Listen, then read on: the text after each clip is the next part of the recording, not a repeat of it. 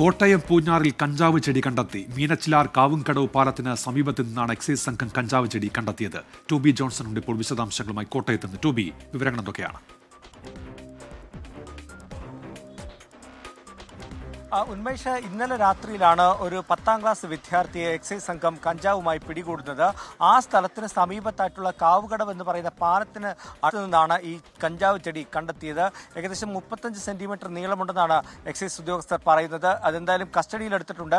ഇത് ആരെങ്കിലും നട്ട് വളർത്തിയതാണോ എന്നുള്ളൊരു സംശയമൊന്നും എക്സൈസ് സംഘത്തിനില്ല. കാരണം ഇതാരെങ്കിലും ഉപയോഗിച്ചിട്ട് അവിടെ ഉപേക്ഷിച്ചപ്പോൾ അതിൽ നിന്നും പൊട്ടിമുളച്ചതാകാമെന്നുള്ളൊരു സാധ്യതയാണ് എക്സൈസ് സംഘം പറയുന്നത്. അതുകൊണ്ട് തന്നെ വിശദമായിട്ടുള്ള അന്വേഷണത്തിലേക്ക് കടന്നിട്ടുണ്ട്. ഇന്നലെ രാത്രി ഏകദേശം 8 മണിയോടുകൂടിയാണ് ഒരു വിദ്യാർത്ഥിയെ ബൈക്കിലിരിക്കുന്നത് കണ്ട് സംശയത്തോടെ എക്സൈസ് സംഘം അവിടെ എത്തിയത്. അപ്പോൾ കഞ്ചാവ് പൊതി വലിച്ചെറിഞ്ഞ ശേഷം ആ വിദ്യാർത്ഥി അവിടെ നിന്ന് രക്ഷപ്പെടുകയായിരുന്നു.